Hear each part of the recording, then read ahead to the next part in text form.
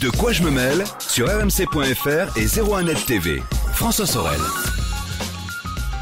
De quoi je me mêle, l'actualité des nouvelles techno comme chaque week-end. Merci d'être avec nous. Version audio sur rmc.fr, la version vidéo qui vous attend sur 01nettv.com et sur la chaîne YouTube de 01net TV. On va évoquer maintenant le transport aérien et s'il y a bien encore une fois une industrie qui est en train de bouger, de se transformer grâce au numérique, c'est bien le transport aérien. Et on va faire un focus maintenant, si vous le voulez bien, sur notre compagnie nationale. Il s'agit d'Air France qui avance et fait plein de choses justement liées aux nouvelles technologies. On va en parler avec mon invité. Je suis ravi d'accueillir Carole Pétavin. Bonjour. Bonjour. Vous êtes la directrice de l'expérience client chez Air France, ce client qui est en train de se numériser finalement. Enfin, en tout cas, c'est pas lui qui se numérise, c'est plutôt les services qui sont à sa disposition. On va en parler. Expliquer aussi la position d'Air France par rapport aux startups et peut-être aussi le futur du transport tout à l'heure. J'ai pas mal de questions à vous poser. Mais là, peut-être la première, c'est le fait que l'industrie du transport aérien se transforme aussi grâce au numérique, je le disais tout à l'heure, un peu comme le transport ferroviaire, c'est-à-dire que les clients et les passagers sont de plus en plus exigeants. C'est quoi, à votre avis, l'innovation la plus importante et la plus intéressante, qui est la plus plébiscitée par les clients d'Air France aujourd'hui liée aux nouvelles technologies ces dernières années ? Alors, Air France a depuis longtemps investi dans le numérique, Oui. puisque nous avons 100% de nos billets aujourd'hui qui sont numérisés. Il n'y a plus de papier. Dans le monde, dans les compagnies aériennes, il n'y a plus de papier. Pour Air France, le step suivant, ça a été plutôt d'investir dans l'application d'Air France. Cette application qui n'a pas été conçue uniquement comme un outil de vente, mais vraiment comme un compagnon de voyage pour nos clients.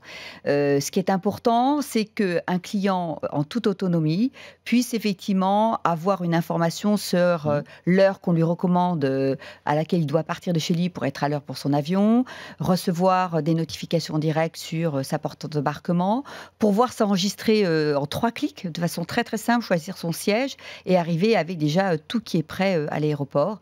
C'est aussi une application qui donne des informations très pratiques sur la correspondance, les parcours, en géolocalisation. Elle a vraiment été conçue pour être pour nos clients leur outil à eux de voyage. Oui, c'est pas que simplement une appli pour acheter des billets, c'est ce que vous disiez. Alors on peut le faire, bien évidemment. On peut le faire, on peut tout faire avec cette application. Mais à partir du moment où notre voyage est programmé et où on arrive au moment où on doit prendre l'avion, là, il y a toute une partie servicielle qui se déclenche, jusqu'à ce qu'on embarque dans l'avion, c'est ça. Absolument. Donc l'application, elle a été conçue pour permettre aux clients d'être en toute autonomie avant d'arriver à l'aéroport. Et le parcours à l'aéroport est depuis très longtemps digitalisé. Mais ce qui est important pour Air France, c'est que ça n'a pas été digitalisé entièrement. C'est-à-dire les nouvelles technologies ont été mises au service d'un meilleur service humain. L'humain reste au cœur de l'expérience aérienne, du transport aérien. Le numérique, le digital ont été faits pour faciliter, fluidifier, rendre plus simple l'expérience de nos clients, et renforcer au contraire le rôle de nos personnels. Donc, ce qui est plus simple pour un client à l'aéroport, c'est on peut déposer automatiquement son bagage, on peut passer la frontière automatiquement, on peut embarquer automatiquement. Tout ça, ça se fait de façon très simple, très fluide, maintenant dans les aéroports de Paris, mais également dans d'autres aéroports du monde. Alors, on va parler justement du parcours passager qui évolue et qui, à mon avis, n'a pas fini d'évoluer, parce que je sais que vous faites pas mal d'expérimentations sur ce sujet. Oui, voilà, c'est ce que vous disiez. Ce qui est aussi important, c'est qu'il faut que l'appli ne se substitue pas à l'humain. C'est-à-dire qu'en général, tout se passe bien. Quand il n'y a pas de grain de sable dans les rouages du transport aérien, tout va bien. Mais dès qu'il y a un grain de sable, là, ça se complique.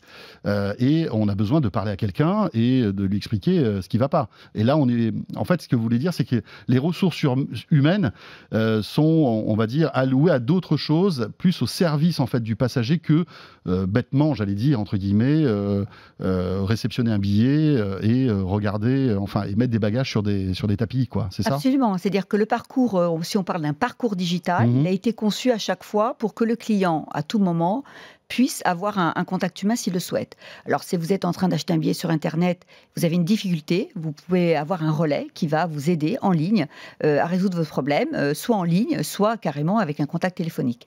À l'aéroport, évidemment, une dépose bagage automatique, c'est 40 secondes pour déposer son bagage, mais il y a en permanence des personnels qui sont présents là. Ce qu'Air France a souhaité faire pour ces personnels, c'est qu'eux-mêmes soient équipés des mêmes outils que nos clients, et même un peu plus, plus. Donc, tous nos personnels en contact direct avec les clients sont équipés de tablettes numériques, personnel au sol, personnel de cabine et pilotes. Plus de 20 000 tablettes dans le monde déployées pour permettre effectivement à nos agents, à tout moment, en toutes circonstances, de bien identifier le client, mais surtout de pouvoir lui apporter à ce moment-là, avec un total sur mesure, la solution dont il a besoin. Même les pilotes vous le disiez, même les pilotes aujourd'hui ont des tablettes et ce sont des outils précieux pour eux, je crois. Les pilotes d'Air France ont depuis longtemps une tablette qui a été faite d'ailleurs en partenariat avec Apple, et Air France était la première compagnie au monde à déployer des tablettes auprès de ses pilotes. D'accord. Et en fait, ils ont tout leur parcours, enfin toutes leurs données de vol, etc., je crois. Voilà, donc c'est leur outil de travail, de préparation, leur documentation technique, leur planning aussi. C'est l'outil de travail de nos personnels. C'est un outil qui leur permet, dans le contact avec les clients ou dans l'exercice de leur mission, d'avoir tout dans un petit document. Mais c'est également l'organisation de leur travail, le contact avec leurs collègues, bref, tout ce qui sert à bien travailler. Quel est le cauchemar d'une compagnie aérienne en dehors des retards intempestifs, etc., des grèves qui peuvent arriver? C'est quoi? C'est l'attente, en fait. C'est les files d'attente qu'il y a dans les aéroports. Et on voit bien que vous essayez de travailler pour fluidifier en fait, ce parcours passager. Absolument. La biométrie est une technologie qui commence petit à petit à s'installer dans les aéroports, notamment parisiens, mais on n'en est qu'au début, en fait. Expliquez-nous en quoi la biométrie va peut-être, et va sans doute d'ailleurs, révolutionner le parcours du passager. Oui, la biométrie. Alors, la biométrie, c'est quoi, vu des compagnies aériennes des aéroports? Il y a plein de façons de parler de la biométrie, d'empreintes digitalisées. Pour les compagnies aériennes et pour Air France, c'est en fait la reconnaissance faciale. Ça fonctionne de façon très simple. Tout passager est muni d'un document d'identité avec sa photo, et on vérifie que la photo du document d'identité et la photo du client correspondent et matchent complètement. Donc, c'est plus les empreintes digitales, là. Ce ne sont plus des empreintes digitales. Donc, vous pouvez aujourd'hui passer la frontière de façon automatique à Roissy-Charles de Gaulle par ce système de reconnaissance faciale. J'ai testé puisqu'il y a 2 semaines, j'étais encore à l'aéroport et j'ai été surpris de voir que on n'a plus besoin de montrer, en fait, de poser ses doigts sur une surface. C'est simplement le visage qui est scanné. Voilà, le visage qui est scanné. Alors, pour rentrer sur le territoire, là, j'avais toujours besoin de mettre les doigts. C'était toujours l'empreinte digitale. Mais pour sortir du territoire, en revanche, là, c'était le visage. Voilà, donc il y a eu historiquement, effectivement, comme disait, les empreintes digitales et les doigts. Maintenant, on passe sur la reconnaissance faciale. Pourquoi? Parce que ça permet effectivement de rendre éligible, je dirais, beaucoup plus de clients à ce franchissement automatique de la frontière, puisqu'il suffit d'avoir un document avec une photo et pas d'avoir quelque part des données digitales avec la protection qui est nécessaire pour venir justement franchir la frontière. Avec un taux de réussite et on va dire une sûreté qui est très très très élevée, en fait. Une sûreté qui est très élevée, puisque là, on est absolument sûr que entre le visage du client qui est en train de passer un SAS et puis son document d'identité qui est toujours délivré par des autorités, là, on est sûr que les choses correspondent. Donc, on est en train de déployer la biométrie à la dépose bagages automatique. Là, pareil, vous devez aujourd'hui présenter votre pièce d'identité à un agent. Nous devons sécuriser les zones.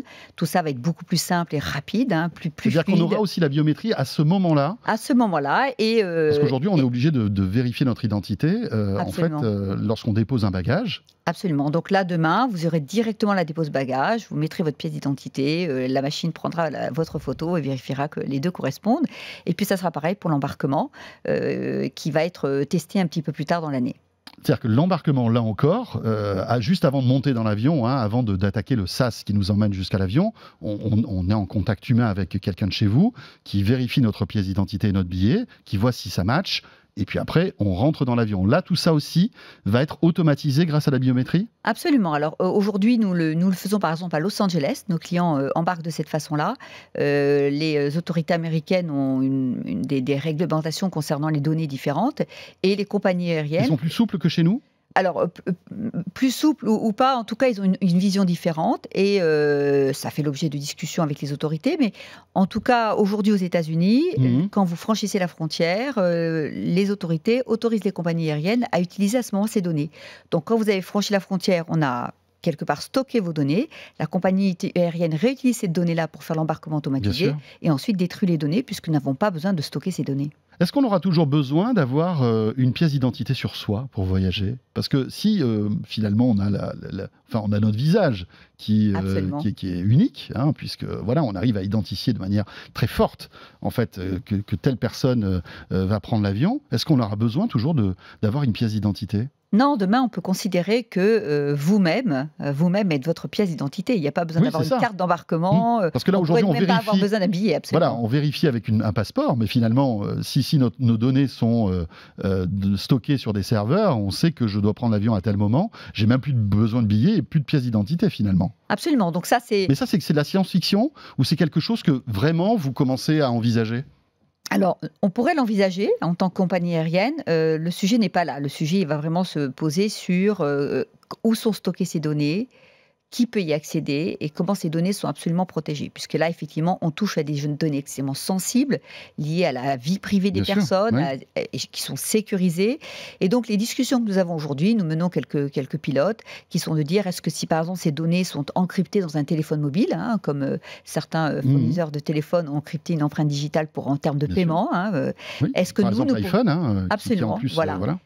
Donc, est-ce que nous pourrions crypter quelque part ces données biométriques en toute sécurité, les utiliser à ce moment-là sur tout le parcours client. Et dans ce cas, effectivement, le téléphone, ces données mobiles, ces données dans le mobile et la personne suffisent à faire toutes les formalités. Est-ce que les clients sont prêts à ça, à votre avis? Est-ce qu'il n'y aurait pas une réticence à se dire, mais attendez, vous êtes en train de me filmer, qu'est-ce que vous allez faire de ces données, etc. On sait que le français est un peu, comment dire, un petit peu dur sur ce sujet. Non, vigilant, on va dire. Voilà, à tort ou à raison, d'ailleurs. Hein, les Français, je dirais plus globalement, les Européens sont vigilants. C'est pour ça qu'aussi que la réglementation européenne a été là-dessus, je dirais, plus claire que d'autres pays. La protection des données, la protection de la vie privée, c'est effectivement des choses qui sont importantes en France. Donc, nous, Air France, notre rôle, c'est pas d'aller en tant que compagnie aérienne juger de ce que les citoyens jugent bon ou pas. C'est de faire en sorte de rendre les choses fluides pour nos clients, simple pour nos agents et en respectant effectivement et réglementation et impératifs de sécurité. Alors voilà, ça c'est le parcours client. Peut-être le seul point, on va dire, de friction, c'est évidemment lorsqu'on pose son sac à dos sur enfin voilà, il faut vérifier si on n'a pas toutes ces matières prohibées, etc. Hein. On est tous tombés sur cette situation ubuesque qu'on a une bouteille d'eau pleine et qu'on doit jeter parce qu'elle n'a pas le droit de passer le check sécurité. Là, il y a des... Alors, on imagine que c'est des contraintes fortes de sécurité, mais est-ce qu'on peut améliorer là encore, on va dire l'analyse de tous ces accessoires que l'on apporte avec nous dans l'avion? Alors, le bagage, effectivement, c'est un souci pour nos clients, hein, parce que d'abord, c'est encombrant, il faut le transporter, et puis on se demande toujours qu'est-ce que j'ai le droit de prendre. Donc, parce qu'en plus, la liste est très, comment dirais-je, évolue avec le temps. Hein, la réglementation concernant les bagages est encore plus stricte que pour les passagers. Elle peut être spécifique à certains pays, alors que pour les passagers, elle est standardisée. Donc effectivement, la mise en œuvre par une compagnie aérienne et pour un client, comprendre ce à quoi il a droit ou pas est assez complexe. Donc c'est là que les nouvelles technologies, je pense, comme l'intelligence artificielle, ont apporté un vrai plus à nos clients. Air France a créé un bot qui s'appelle Louis. Voilà, c'est à l'origine, ce fut notre monsieur bagage. Maintenant, il répond à plein d'autres questions, monsieur Louis. Et monsieur Louis, vous l'interrogez et de façon très simple, à partir de votre profil client et de vos références de dossier de réservation, vous dit ce à quoi vous avez droit. Il répond effectivement à toutes vos questions sur qu'est-ce qui est interdit d'importer en cabine, qu'est-ce qui est interdit de mettre en soute. Voilà, et donc c'est un vrai assistant de votre bagage. On n'est pas prêt de sortir du rouleau, du fait d'étaler nos bagages sur une espèce de rouleau, avec passer tout ça au scan, etc. Il n'y a pas d'autres solutions technologiques qui pourraient arriver pour faciliter justement ce parcours client, à votre avis ? Il y aura peut-être d'autres solutions technologiques. Elles sont mises en œuvre aujourd'hui, puisque quand vous déposez un bagage, il est, parfaitement vérifié. Là, ça ne se voit pas des clients. Tous les aéroports sont équipés de systèmes hautement sécurisés pour vérifier ce qui est à l'intérieur du bagage. En revanche, ce qu'on peut imaginer, c'est beaucoup plus classique que ça. Ce n'est pas des nouvelles technologies, mais c'est un service qui est d'aller prendre le bagage là où se trouve le client et de faire acheminer le bagage indépendamment du client. Donc, c'est un test que nous avons fait, par exemple, avec la SNCF à la gare du Nord pour permettre de déposer son bagage à l'aéroport et continuer de visiter Paris. Et le bagage, pendant ce temps-là, est acheminé et injecté directement. D'accord. Donc ça fait consigne, vous faites consigne et... Voilà, les bagagistes. Quoi, voilà, consigne bagagiste. Donc nous réfléchissons aujourd'hui à étendre ça avec des acteurs qui ont plein de points de vente, des acteurs de e-commerce, pour dire on pourrait très bien proposer aux clients d'aller prendre son bagage chez lui. C'est déjà un service que nous proposons, ce qu'on appelle du door-to-door. Et donc là, c'est pas des nouvelles technologies au sens de technique. Par contre, ça utilise un petit peu les ressources du e-commerce, puisque l'enjeu du e-commerce, c'est de livrer jusqu'au point final le client. Voilà, ben, ça serait, je dirais, juste le revers de cette médaille, en allant prendre le bagage là où il est client et l'amener directement à l'aéroport. Un mot sur on va dire le parcours passager qui se poursuit. Là maintenant, on est dans l'avion, on a décollé, et là encore, on voit que bon, alors tout dépend des avions. Hein. Parfois, on a de la chance, on est sur un avion ultra moderne. Parfois, on a un peu moins de chance, on est sur un avion qui a un écran qui commence un peu à dater. Mais tout ça évolue, et j'imagine que vous êtes en train en fait, de renouveler votre flotte.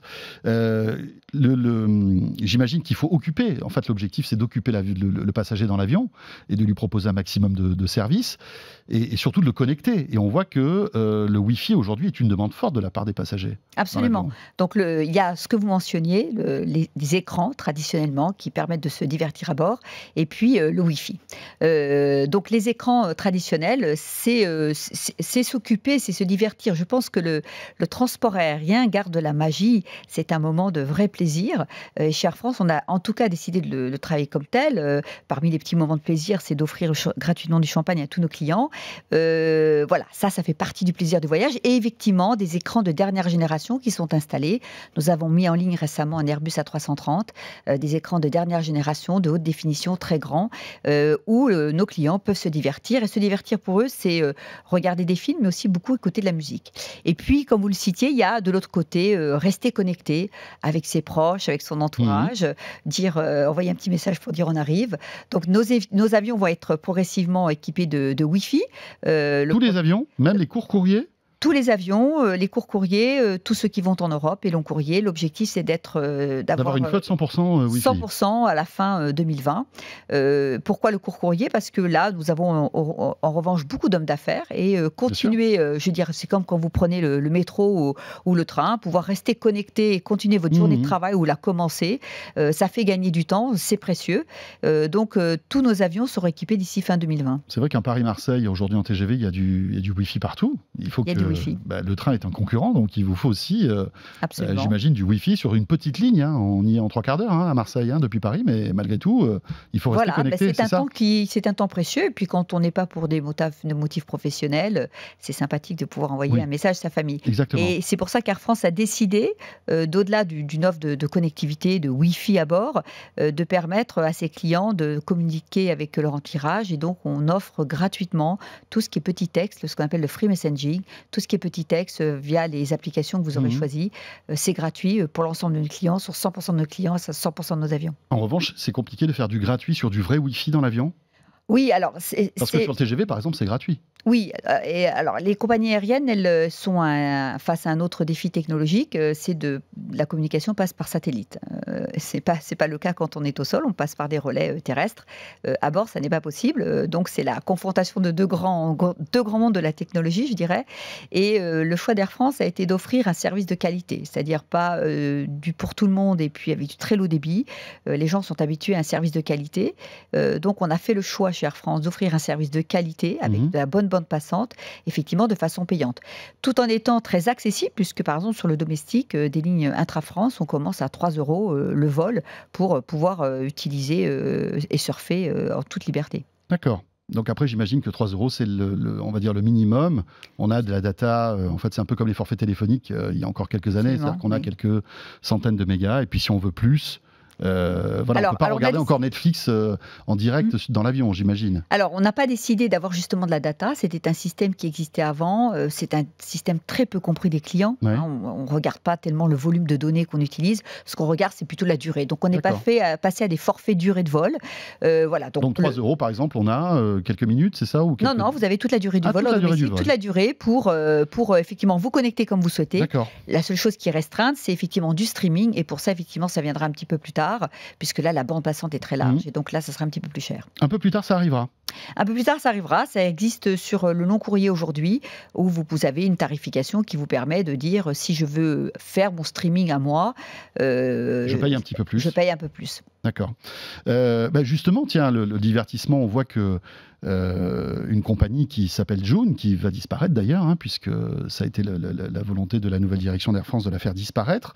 Justement, là, c'était l'idée d'avoir sur la tablette, en fait, du contenu qui était en fait téléchargeable depuis l'avion, en fait, en vol. C'était un peu comme une espèce de serveur, hein, qui était sur l'avion et qui nous permettait, depuis son smartphone ou sa tablette, d'avoir accès à du contenu. Ça aussi, c'est une piste que vous allez creuser sur le divertissement du futur ou pas? Alors, c'est pas une piste parce que ça, c'est chaque mois et même chaque semaine, il y a des avions qui sont mis en ligne sur tout ce qui est les avions qui font la France et l'Europe assez Oui. lointaine. Mhm. On installe non seulement une antenne Wi-Fi, classiquement, mais également, comme vous le citiez, un serveur à bord. Ce serveur contient plein de films, à peu près autant qu'en long courrier, des séries télé, bientôt de la musique, des TED, puisqu'on sait que ça intéresse beaucoup de gens. Et donc là, il suffit que vous ayez votre propre device, tablette, téléphone Bien mobile. sûr, on télécharge l'appli. On télécharge. Alors, demain, il n'y aura pas besoin de télécharger l'appli sur Air France. Ce n'est pas une appli séparée. C'était le cas pour Joon, comme vous le citiez, avec une application YouJoon. Là, on s'est dit que télécharger une appli en plus, ce n'était pas facile. Donc là, c'est directement avec votre téléphone mobile. Vous êtes sur le site de l'intérieur de l'avion. Et nos sièges sont tous équipés de prises iPower USB. Donc, vous pouvez recharger votre mobile, votre tablette. Pas de risque de tomber en panne. Et vous pouvez profiter de toute la programmation qui est donnée sur effectivement ce serveur. Il y a d'autres pistes on va dire, de l'arrivée des nouvelles technologies dans les avions pour le passager ou pas? Oui, alors le fait que le Wi-Fi soit à bord, ça permet quoi? D'abord, ça nous permet d'avoir une communication en temps réel avec nos clients, c'est-à-dire qu'on n'a plus un moment où pendant plusieurs heures, on ne peut plus communiquer avec lui. Ça nous permet de l'informer en temps réel de ce qui se passe. Ça permet aussi d'envoyer des informations importantes à nos personnels, hein, qui font le service, qui peuvent venir renseigner les clients. Il y aura un souci à l'arrivée, une Oui, correspondance, un retard, une correspondance qui sera manquée parce que le vol de continuation connaît un problème. Tous ces sujets qui sont des irritants, comme vous le disiez, dans la vie d'un client, demain vont faire l'objet justement d'une communication très fluide. Et puis plus globalement, on s'est dit que puisqu'on était équipé de Wi-Fi, les clients auraient la possibilité, pourquoi pas demain, de faire leurs courses en ligne et vous rentrez de vacances, vous faites votre shopping et quand vous arrivez à la maison, votre frigo est plein parce que vous avez pu le faire directement en ligne depuis l'avion. C'est-à-dire que pour vous, ce temps de libre, finalement, qu'on a, peut être aussi un temps pour acheter dans les avions, en fait. Ça peut être un temps pour... C'est un nouveau, on va dire, levier business pour Air France aussi. Alors, c'est un levier business, le fait d'avoir un avion connecté, en fait. Je pense que pour Air France, si ça fait de la valeur pour les clients, ça fait aussi pour nous. Alors, c'est un levier business, mais parce que c'est un levier pour nos clients. De façon plus pragmatique, je parlais du shopping qui va arriver dans votre frigo, mais c'est aussi, vous avez oublié de réserver votre taxi ou votre chauffeur à l'arrivée. Vous avez besoin de réserver un restaurant pour votre voyage d'affaires. Vous avez besoin, tiens, vous allez profiter de dire d'une sortie qui vous est proposée. Donc, l'objectif d'Air France, c'est en fait d'offrir à nos clients pendant leur vol une multitude de services qui leur seront utiles à destination. Carole Pédavin, un mot sur les startups aussi, qui évidemment sont au cœur de beaucoup de grosses sociétés, de grosses entreprises, hein, qui puisent en fait leur inspiration dans ces startups. C'est le cas d'Air France, avec la Digital Factory, je crois. Hein. Vous avez plusieurs projets en fait où vous êtes là pour incuber certaines startups, en tout cas les aider pour essayer de trouver, alors, ou du divertissement de demain ou des nouveaux services. Est-ce que vous pouvez nous en dire un mot? Alors, la Digital Factory chez Air France, cette Digital Factory a été faite essentiellement pour aider à la transformation de l'entreprise. Elle travaille principalement sur des processus internes qui passent effectivement par de la numérisation des métiers, par de la digitalisation. Et elle a beaucoup de valeur, notamment parce qu'elle permet à plusieurs métiers qui sont aujourd'hui, qui travaillent ensemble, d'avoir une vision d'ensemble, de se numériser ensemble, je dirais, se digitaliser ensemble. On peut imaginer donc que des agents de la maintenance qui viennent sur un avion soient assistés depuis un back-office qui a toute la documentation en ligne et qu'avec des lunettes de réalité virtuelle puissent voir en temps simultané cette documentation, intervenir sur l'avion et avoir l'assistance en ligne. Et ça, avec la 5G, j'imagine que ça va être encore plus fluide, non? Voilà, la 5G sera un facilitateur capacitateur, mais ça marche déjà avec les technologies existantes. Ça, c'est un des premiers dispositifs d'Air France, donc c'est Digital Factory qui vient transformer et aider à la digitalisation de notre façon de travailler. Une autre démarche qui a été une démarche d'innovation, on a un fonds d'Open Innovation. Air France a été partenaire du T3 Fundraiser dans le tourisme et qui a permis effectivement d'aider des startups à démarrer et à les incuber un peu chez nous. Et c'est comme ça qu'aujourd'hui, la startup SkyDeals, qui propose justement de faire du commerce en ligne, commence à être proposée à bord. On va faire donc un test avec eux pour voir effectivement si ce type de service, ce type d'offre intéresse nos clients. Voilà. Et puis, dernier élément de cette innovation, Air France est partenaire de la French Tech et là aide les startups non pas dans leur business directement, mais à voyager de façon facile. Nous sommes partenaires, nous avons été partenaires de la French Tech avec des vols spéciaux pour Las Vegas pour aller voir toutes les nouvelles technologies, mais surtout parce qu'il y avait des centaines de startups, de sociétés françaises qui allaient là-bas et on les avons transportées avec grand plaisir. Oui, c'est vrai, je faisais partie de cela, donc c'était très sympa. Voilà, c'est une façon aussi d'aider à l'écosystème des startups. C'est vrai, c'est vrai. Et puis ce vol, enfin c'est vrai que quand on est journaliste, qu'on part au CES de Las Vegas, avoir un vol direct, là je raconte ma vie, mais on est beaucoup dans ce cas-là, avoir un vol direct Paris-Las Vegas, c'est quand même assez cool. Un mot quand même aussi sur la concurrence, parce qu'on voit qu'il y a une concurrence effrénée dans le transport aérien. Est-ce que la technologie est un vecteur justement pour fidéliser des clients, à votre avis ? Oui, bien sûr. La technologie, pourquoi? Parce qu'elle nous permet de beaucoup mieux personnaliser le service via à la fois la connaissance client et via le fait que nos personnels ont cette information et sont capables en temps réel à l'instant T, comme je le disais tout à l'heure, de faire du sur-mesure. Donc la nouvelle technologie pour Air France, c'est effectivement avoir une meilleure connaissance de nos clients. Donc, on mixe des technologies, je dirais, très matures, le digital, le mobile, l'Internet, l'intelligence artificielle. Tout à l'heure, nous avons parlé de notre petit bot Louis pour les bagages, mais nous avons également Lucie qui peut être consultée par nos clients parce qu'ils n'ont pas... Ça marche toujours, ces chatbots, parce que parfois, enfin, alors pas avec vous, mais on a des expériences un peu ubuesques avec des chatbots qui ne comprennent pas du tout ce que vous dites. Parce que, heureusement, d'ailleurs, ils ne sont pas encore au niveau de l'humain. Non, alors justement, Louis qui a bien démarré. Aujourd'hui, 80% des clients disent être bien compris de Louis. Et 5% d'entre eux uniquement ont besoin d'avoir vraiment un agent en ligne. Donc, on a toujours effectivement l'humain qui est derrière. Que si Louis ne comprend pas, il y a un humain qui prend le relais derrière. En tout cas, si le client ne comprend pas ce que dit Louis, le client dit je voudrais parler à un conseiller. Dans ce cas-là, il est orienté sur un conseiller. Mais seuls 5% d'entre eux ont besoin de le faire. Donc, ce qui montre que... Alors, Louis, oui, il a eu ses défauts de jeunesse. Il a besoin d'apprendre. Voilà, Lucie, elle, est plus aspirationnelle. Elle vous permet de vous aider à trouver une destination de voyage. Si en dehors de Las Vegas, vous aviez des envies, mais sans savoir précisément lesquelles. Et puis, on a un troisième bot qui a été créé, qui est Léa. Et Léa, elle a une rude tâche. C'est que le transport aérien est fait d'aléas, de retards, d'annulations. Et donc, donc Léa, elle gère les situations sensibles. Léa. Elle gère les situations délicates. Il faut qu'elle soit polie, alors. Très polie. Il y a toujours des agents derrière sur tout ça, mais elle vous permet, par exemple, de façon très très facile, d'avoir votre coupon de restauration gratuite sous forme électronique, sans avoir à faire la queue. Voilà. On est en train de travailler avec tous les commerçants de la plateforme de Roissy pour qu'ils reconnaissent ce coupon. Ils ont besoin eux aussi de s'adapter. Et voilà, là, je dirais en quelques secondes. En gros, on sait que mon avion est en retard ou un problème. Voilà. Je reçois automatiquement un coupon et je vais pouvoir me désaltérer ou manger un bout. Grâce à vous. Sans être obligé de faire la queue, parce que c'est vrai qu'on a connu des situations un peu tendues. Et donc, c'est cette combinaison de technologies plus connues, nouvelles, qui permettent de dire comment faciliter la vie de nos clients, être très simple, très rapide. Il y a besoin de beaucoup de rapidité. On les aide aussi pour les réponses sur nos médias sociaux, puisque 50% des questions sur les médias sociaux concernent le bagage. Donc voilà, Louis est très consulté. Et puis, il y a derrière la façon dont nous avons décidé aussi d'équiper tous nos agents. Nous réfléchissons par exemple pour eux aussi à des outils d'intelligence artificielle en ligne. Nous sommes dans une industrie complexe avec beaucoup de réglementations.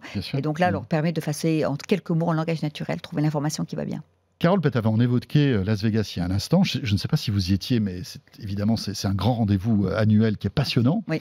Et dans le monde de l'aérien, on a vu des choses qui nous ont bluffés cette année. Ce sont ces petits drones, quand je dis petits, c'est à la taille d'une voiture, ces drones en fait autonomes, personnels, et qui promettent dans quelques années, pouvoir faire voyager une personne d'un point A à un point B, sans pilote et de manière très très très sécurisée. Ça me fait penser à vous, parce que je me dis, tiens, est-ce que vous voyez ça plutôt comme un truc rigolo qui n'a aucun avenir? Est-ce que c'est une concurrence tout à fait légitime? Ou est-ce que vous vous dites, ben tiens, Air France, ça nous intéresse, ce sera peut-être l'un des développements de demain? Non, ça sera plutôt un développement de demain, c'est une belle opportunité. Aujourd'hui, Air France transporte des clients dans le monde entier, au très long cours.